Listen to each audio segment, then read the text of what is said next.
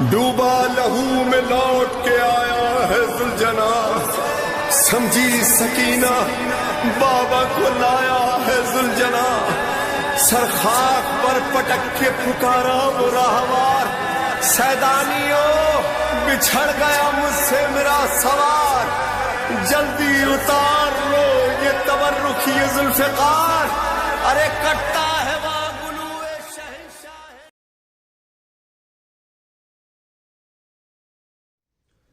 خدا نے جب ملک الموت کو یہ اذن دیا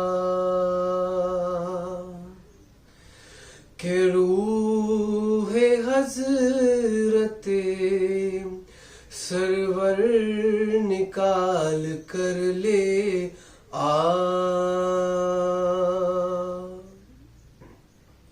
رہے خیال کے شبیر کو نہ ہو ایذا،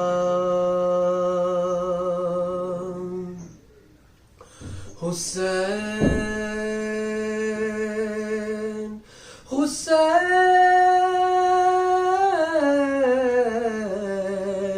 پہلے ہی زخموں سے چور چور ہوا، ملک پکارا یہ مجھ سے نہ ہو سکے گا خدا، میں کس طرح سے نکالوں بدن سے جان حسین، ارے بہت ہی سخت ہے یارا یہ امتحان حسین، لگا ہے زخم تبر بہہ رہا ہے سر سے لہو، بھرے ہے خون میں جانے رسول کے گیسو، قریب جا کے رکھوں دل پہ کس طرح قابو کہ اس لہو میں تو ہے فاطمہ کے دودھ کی بو، میں کس طرح سے نکالوں بدن سے جان حسین، بہت ہی سخت ہے یارا یہ امتحان حسین، میں پھر ان آنکھوں پہ ڈھاؤں ستم یہ کیا ہے ضرور، بچھا کے وہ علی اکبر سے ہو گیا بے نور، ندا یہ آئی دہن سے نکال جان حضور، کہا دہن میں تو کاٹے پڑے ہے رب غفور، ارے میں کس طرح سے نکالوں بدن سے جان حسین، بہت ہی سخت ہے یارا یہ امتحان حسین، ندا یہ آئی کہ گردن سے کھینچ جائیں کی کہا میں کیا کروں گردن پہ چل رہی ہے چھری پکڑ کے یہ چلاتی ہے کوئی بی بی نہ ذبح کر میرے بچے کو میں دعا دوں گی میں کس طرح سے نکالوں بدن سے جان حسین ارے بہت ہی سخت ہے یارا یہ امتحان حسین ندا یہ آئی کہ سینے سے قبض کر لے جان کہا وہ تیروں سے چھلنی ہے اے میرے رحمان ابھی تو مار کے برچھی ہٹا ہے ایک شیطان اور اب تو ہے تہ زانو شمر یہ قرآن میں کس طرح سے نکالوں بدن سے جان حسین بہت ہی سخت ہے یارا یہ امتحان حسین ندا یہ آئی کہ مظلومیت کے رتبہ شناس کمر سے کھینچ لے شبیر کے جان لے وسواس کہا ملک نے تڑپ کے بدرد و حسرت و یاد کمر تو ٹوٹ گئی جب سے مر گئے عباس ارے میں کس طرح سے نکالوں بدن سے جان حسین کہ بہت ہی سخت ہے یارا یہ امتحان حسین فلک سے تب ہوا روح الامی کا علم نزول کہا پکار کے منہ ڈھانپ لو برائے بطول پسر کی لاش پہ کھولیں گی بال بنت رسول صدا یہ تھی ملک الموت کی بحزن و ملول میں کس طرح سے نکالوں بدن سے جان حسین ارے بہت ہی سخت ہے یارا یہ امتحان حسین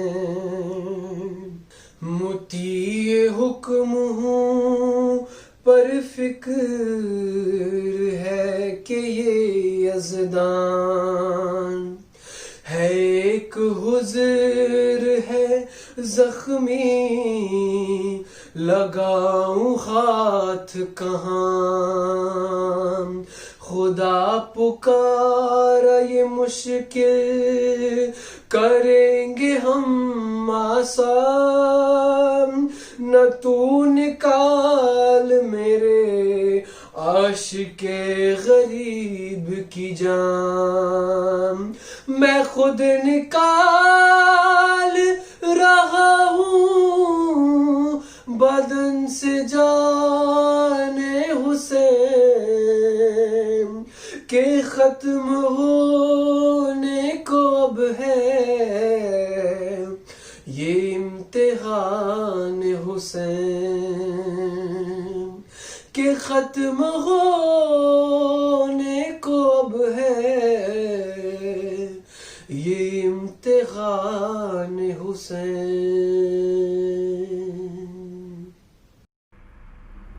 رحم اللہ من قرأ الفاتحہ۔ بسم اللہ الرحمن الرحیم۔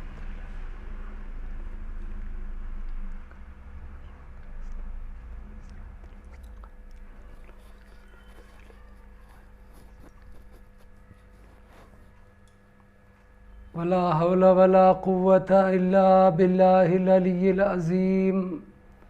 أعوذ بالله السميع العليم من الشيطان اللعين الرجيم۔ بسم الله الرحمن الرحيم۔ الحمد لله رب العالمين، والصلاة والسلام على أشرف الأنبياء والمرسلين وعلى آله الطيبين الطاهرين، ولعنة الدائمة على أعدائهم أجمعين من الآن إلى قيام يوم الدين۔ أما بعد فقد قال الله تبارك وتعالى في القرآن المجيد والفرقان الحميد وهو أصدق الصادقين وقوله الحق۔ بسم الله الرحمن الرحيم۔ قل لا أسألكم عليه أجرا إلا المودة في القربى۔ عزیزان گرامی، قرآن مجید کا جو حکم ہے اور قرآن مجید کا جو فرمان ہے وہ کلام الہی ہے۔ قرآن میں جو کچھ بھی بیان ہوا ہے وہ حکم خدا ہے، فرمان خدا ہے، کلام پروردگار ہے۔ جس قرآن نے نماز کو قائم کرنے کا حکم دیا ہے، روزے کو بیان کیا ہے قرآن میں اللہ نے، جہاں بہت سارے احکام اسلام، اعمال اور عقائد بیان ہوئے ہیں، کیا اس قرآن مجید نے سورہ شورى میں اللہ نے پیغمبر کے اہل بیت کی محبت نہیں مانگی ہے؟ جس قرآن میں اللہ نے اہل بیت کی طہارت کا اعلان کیا ہے، جس قرآن میں اللہ نے اہل بیت کی صاحبان امر کی اطاعت کو واجب قرار دیا ہے اور آئے ولایت میں ان کی ولایت کا اعلان کیا ہے، اسی قرآن میں اللہ نے اہل بیت کی محبت کو واجب قرار دیا ہے۔ قل لا اسألکم علیہ اجرا الا المودۃ فی القربى کہہ کر، اور یہ قرابت داروں یعنی رسول کے قرابت دار آل کی، اہل بیت کی جو مودت ہے، یہ اللہ نے واجب قرار دیا ہے تمام انسانوں پر، اور خاص کر اہل اسلام اور اہل ایمان پر۔ لیکن انصاف سے بتائیے، کیا کلمہ پڑھنے والوں نے، مسلمانوں نے اپنے رسول کی اجرت ادا کی ہے؟ ان کی محنت، مشقت، راہ اسلام میں ان کی زحمتوں کا ان کو صلہ دیا ہے؟ یا عالم اسلام، ارے رسول اللہ نے خود تو اپنے اسلام کی تبلیغ و ترویج اور محنتوں کا تم سے کوئی صلہ نہیں مانگا۔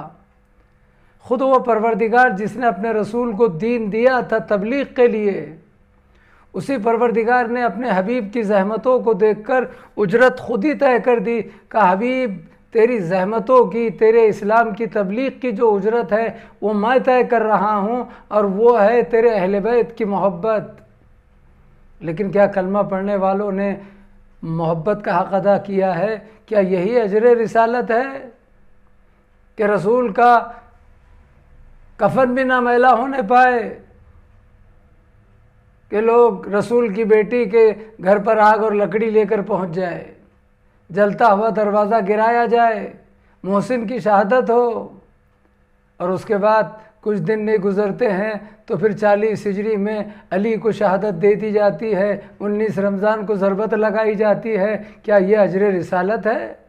کہ ابھی رسول کا کفن میلا نہیں ہوا اور فاتح رسول کی اکلوتی بیٹی فاطمہ زہرا سلام اللہ علیہ کے گھر کو آگ لگا دی جاتی ہے، محسن کی شہادت ہوتی ہے، پھر 40 ہجری میں مولا کائنات پر ضربت لگا کے 21 رمضان کو علی کی شہادت ہوتی ہے، اور اس کے بعد امام حسن کو زہر دغا سے شہید کر دیا جاتا ہے اور ان کے جنازے پہ تیروں کی بارش ہوتی ہے۔ کیا یہ اجر رسالت ہے؟ کیا سورہ شورا کی آیت کی یہی تفسیر ہے؟ کیا رسول کی محنتوں کی اجرت اور صلہ ہے؟ اور پھر جیسے جیسے وقت گزرتا گیا، تاریخ گزرتی گئی، اور اس کے بعد تو مصائب و آلام کے وہ پہاڑ توڑے گئے، وہ مصائب ڈھائے گئے کہ حسین وطن سے بے وطن ہو گئے اور حسین کو مدینہ چھوڑ کر کربلا جانا پڑا، کربلا لے جایا گیا، اور پھر 2 محرم کے بعد سے لے کر وہ مصائب ڈھائے گئے ہیں۔ عزادارو، کبھی خیمے ہٹائے جا رہے ہیں، کبھی پانی بند کیا جا رہا ہے، کبھی تیروں کی بارش کی جا رہی ہے، اور ایسے حالات بھی سامنے آ گئے کہ شب عاشور کے بعد جب روز عاشور آئی، حسین نے نماز صبح ادا کی، اب تک حسین کا مخصوص مؤذن اذان دیتا تھا، لیکن آج روز عاشور میں صبح عاشور کی اذان علی اکبر نے دی۔ شاید شبیہ پیغمبر کی آواز آخری مرتبہ سن لیں۔ عزادارو، حسین نے نماز صبح ادا کی، لیکن ظالموں کی طرف سے تیروں کی بارش ہو گئی، اور پھر وقت بھی آیا کہ حسین کے ساتھی اپنی وفاداری کا ثبوت دینے لگے۔ یہ روز عاشور ہے، کربلا کا میدان ہے، ظالموں نے جنگ کا آغاز کیا ہے، اور ایک مرتبہ حسین نے باری باری اپنے ساتھیوں کو مقتل کی طرف رخ کیا۔ کبھی حر کا بیٹا شہید ہوا، کبھی حر کا غلام، کبھی حر شہید ہوا، کبھی مسلم ابن اوسجا، تو کبھی حبیب ابن مظاہر، تو کبھی سعید و زہرقین، کبھی ابو سمام سیداوی، کبھی بریر حمدانی، اور یہاں تک کہ انصار کے بعد اعزا کی باری آئی تو حسین نے اون محمد کے لاشوں کو اٹھایا۔ کبھی زندگی میں پامال قاسم کا لاشا، کبھی جواں بیٹے علی اکبر کے سینے سے برچی کا پھل نکالا، اور کبھی جو کربلا کے لیے ذخیرہ کیا گیا تھا۔ اجرکم علی اللہ، جزاکم ربکم خیرا جزا۔ آپ سبھی جانتے ہیں آج روز عاشور ہے، اور یہ روز عاشور کی عصر کی مجلس ہے، یہ روز عاشور کے ظہر یا عصر کے ہنگام کی مجلس ہے، یہ روز عاشور کی مجلس ہے جو ہنگام عصر سے پہلے یا کبھی ہنگام عصر کے بعد ہوتی ہے، لیکن صبح سے لے کر ظہر تک سب شہید ہو رہے تھے، لیکن ہنگام عصر جب قریب ہے تو اب کوئی نہیں ہے۔ جو کربلا کے لیے ذخیرہ کیا گیا تھا عباس، ارے وہ بھی تو بازو کٹا کر سو گیا، اب حسین کا کوئی مونس و مددگار نہیں ہے۔ یہاں اصحاب اور ساتھیوں کی لاشیں ہیں، یہاں جگر کے ٹکڑوں کی لاشیں ہیں، اب حسین اکیلے ہیں، تنہا بے تقدیر ہے، کوئی مونس و مددگار نہیں ہے۔ اجرکم علی اللہ، جزاکم ربکم خیرا جزا۔ خدا آپ کو کوئی غم نہ دے سوائے غم آل محمد کے۔ عزادارو، وہ منزل بھی آئی ہے کہ مقاتل نے تو بہت کچھ لکھا ہے، لیکن ایک مرتبہ حسین نے جب چاروں طرف نظر دوڑائی تو لاشیں پڑی ہوئی ہے۔ حسین نے صدا استغاثہ بلند کی، حل من ناصر ینصرنا، حل من مغیث یغیثنا، ہے کوئی جو میری نصرت کو پہنچے، ہے کوئی جو میری مدد کو آئے، لیکن کہیں سے کوئی جواب نہ ملا۔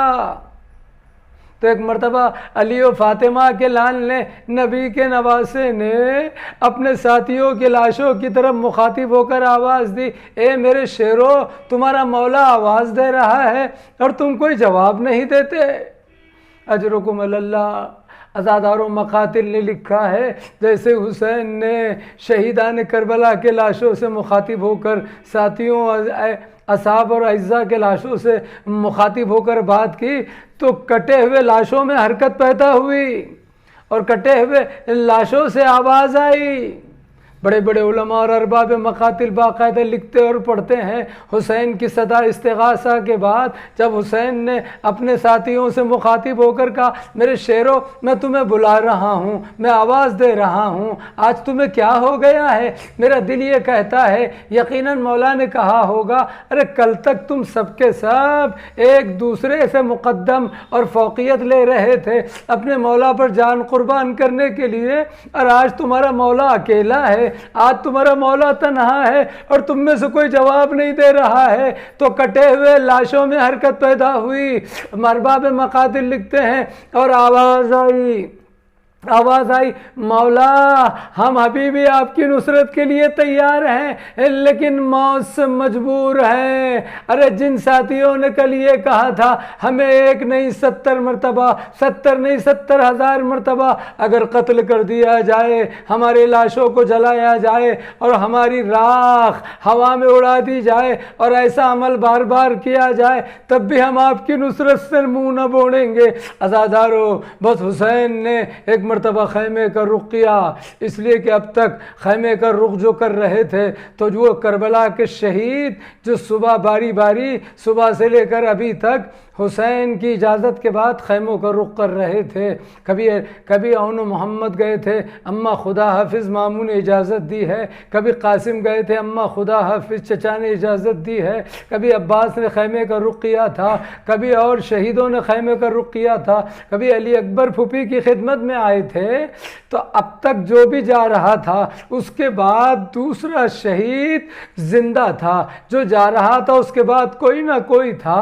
لیکن اب حسین جب رخصت آخر کے لیے آئے ہیں اور آواز دی السلام علیکہ یا زینب ام کلثوم، السلام علیکہ یا رقیہ یا سکینہ یا فضہ، اے بیویو حسین کا آخری سلام ہو، خدا حافظ۔ ہر ایک مرتبہ جیسے ہی سب نے حسین کو دیکھا کہ حسین رخصت آخر کے لیے آئے ہیں تو ساری بیویوں نے حلقہ بنا دیا۔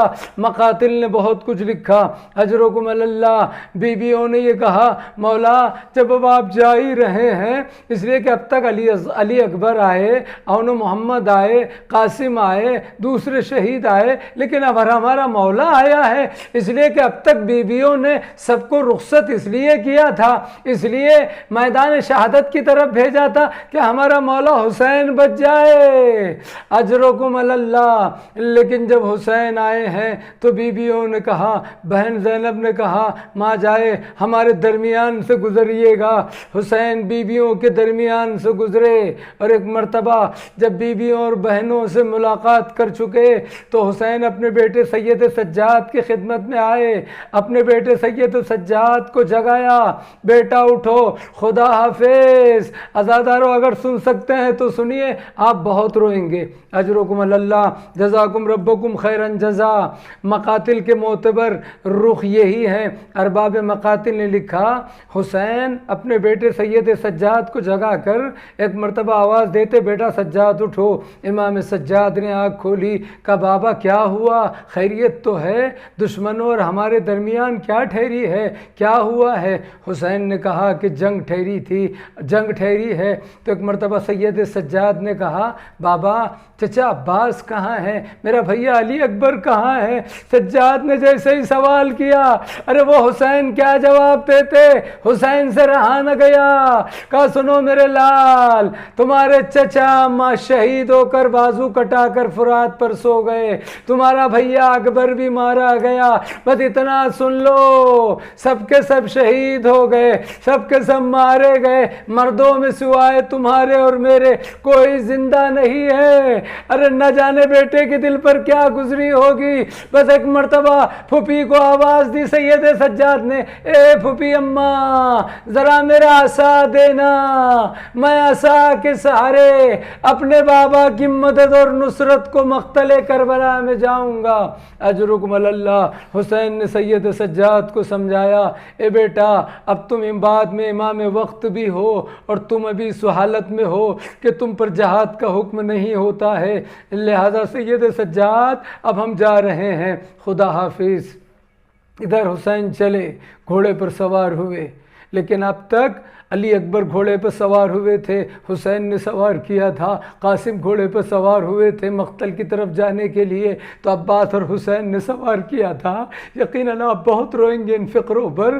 اب تک جو شہید مقتل کا رخ کر رہا تھا تو کوئی نہ کوئی اسے سوار کر رہا تھا، حسین سب کو سوار کر رہے تھے، جب عباس بھی ساتھ دے رہے تھے، کسی شہید کے لیے علی اکبر بھی تھے، لیکن جب اب حسین سوار ہونا چاہتے ہیں تو کوئی نہیں ہے۔ ایک مرتبہ زینب خیمے سے باہر آئی، ارے گھوڑے کی لجام کو تھاما، حسین سوار ہوئے، بہن نے بھائی کو سوار کیا، کہا جاؤ زینب خیمے میں۔ حسین چلے، گھوڑے کو کہا اے عزب با وفا چل اور مجھے اپنی منزل تک پہنچا دے۔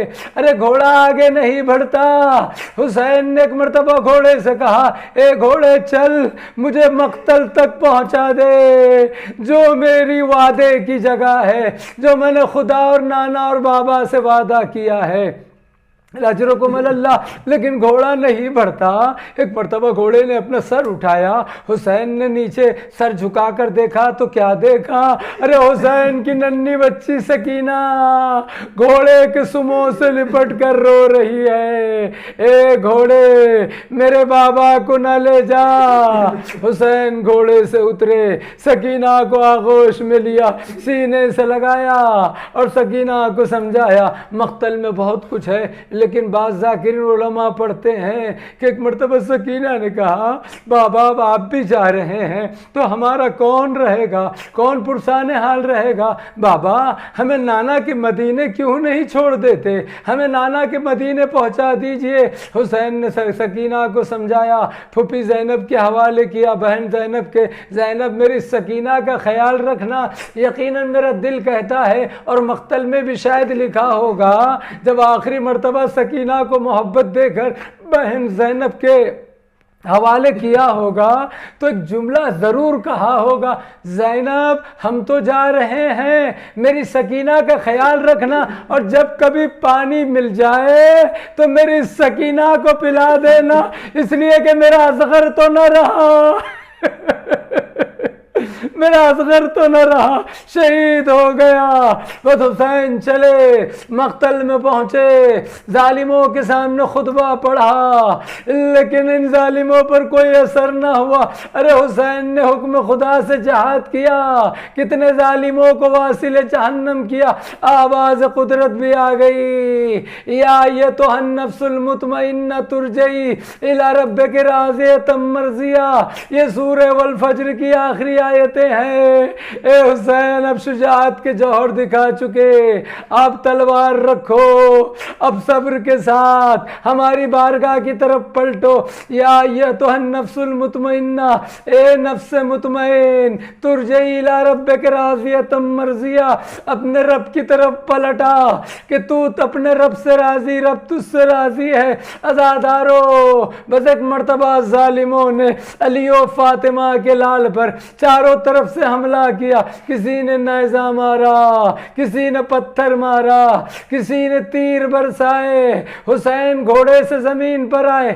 اجرکم اللہ، یہ روز عاشور کی ظہر کی مجلس میں نے ختم کی، لیکن آخری جملہ سن لے، اب تک ہر شہید جب گھوڑے سے آیا ہے تو سیدھا گھوڑے سے زمین پر آیا، لیکن ہمارا مولا حسین، ارے کتنی ساعت تک حسین ڈائریکٹ گھوڑے سے زمین پر نہیں آئے، بلکہ حسین کا لاشا تیروں پر معلق رہا۔ اتنے زخم تھے، اتنے تیر لگے تھے کہ مقاتل کو لکھنا پڑا، 1900 زخم تھے جس میں نازنین حسین پر زینب در خیمہ پر آئی، دیکھا میرے ماں جائے کی خبر نہیں ہے، لیکن تلاش کرتے وہ مقتل تک آ گئی، حسین نظر نہیں آتے۔ ایک مرتبہ خدا کسی بہن کو منظر نہ دکھائے، اجرکم اللہ، جزاکم ربکم جزا، وہ منزل بھی آئی جب حسین کہیں نظر نہیں آئے تو زینب علی و فاطمہ کی دکھیاری بیٹی ایک بلندی پہ پہنچی جسے آج ہم تلہ زینبیہ کہتے ہیں، اور اس بلندی سے کیا دیکھا، خدا کسی بہن کو یہ منظر نہ دکھائے، کیا دیکھا کہ شمر ملول حسین کے سینے پہ سوار ہے، عمر ساتھ سامنے کھڑا ہے اور شمر کند خنجر سے حسین کو ذبح کر رہا ہے۔ اور علی کی بیٹی سے رہا نہ گیا، آواز دیے عمر ساتھ، میرا ماجایا ذبح ہو رہا ہے اور تو دیکھ رہا ہے۔ سيعلم الذين ظلموا أي منقلب ينقلبون، ألا لعنة الله على القوم الظالمين۔